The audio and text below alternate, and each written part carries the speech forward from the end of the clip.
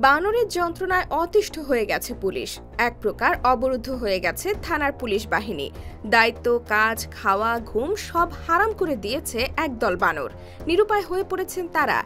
এক প্রকার থানার ভেতরে অবরুদ্ধ হয়ে পড়েছে পুলিশ। বাইরে বের হলে চলছে আক্রমণ, যেন রীতিমতো চোর পুলিশ খেলা।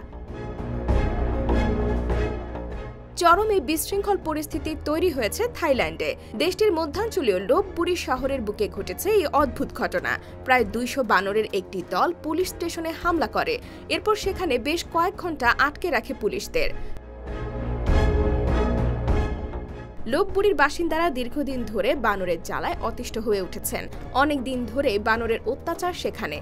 দ্রুত বাড়ছে বানরের সংখ্যা। ফলে খাবারের খুঁজে বানরের দল যখন তখন লোকালয়ে হানা দিচ্ছে। কখনো কখনো আক্রমণাত্মক হয়ে উঠছে বানরের দল। উচ্ছৃঙ্খল বানরের দলকে আটকাতে নগর কর্তৃপক্ষ বিশেষ ধরনের বেষ্টনীও নির্মাণ করেছে। তবুও তাদের বাগে আনা বেশ কঠিন বিষয়। এর সবশেষ উদাহরণ থাইল্যান্ডের লোপবুরি থানা। গত শনিবার হঠাৎ প্রায় ২০০ বানর শহর জুড়ে তাণ্ডব শুরু করে। এক পর্যায়ে বানরের একটি দল লোপবুরি থানায় হামলা করে। পুলিশ কর্মকর্তারা বলছেন, তারা যাতে খাবারের জন্য পুলিশ স্টেশনে প্রবেশ করতে না পারে সেজন্য দরজা এবং জানালা বন্ধ করে দেওয়া হয়েছিল। তিনি উদ্বিগ্ন ছিলেন, বানরের দল যদি একবার থানায় ঢুকে পড়ে তাহলে পুলিশের গুরুত্বপূর্ণ নথি সহ থানার সম্পত্তি তছনছ করে দিতে পারে।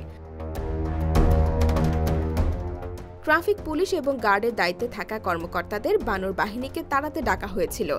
টিভি ফুটেজে দেখা গেছে এখনও কয়েক ডজন বানর থানার ছাদে আরামে বসে আছে। রাস্তায় নেমে পুলিশ এবং স্থানীয়দের আবাসিক এলাকা থেকে তাদের তাড়াতে রীতিমতো কসরত করতে হয়েছে। এটি প্রথম ঘটনা নয়। থাইল্যান্ডে বানরের উপদ্রব বহু বছর ধরে। প্রায়ই লোকালয় এবং থানায় গিয়ে হামলা চালায় তারা। যখন হামলা চালায় তখন তাদের দলে থাকে শত শত বানর। IBTV USA, new York.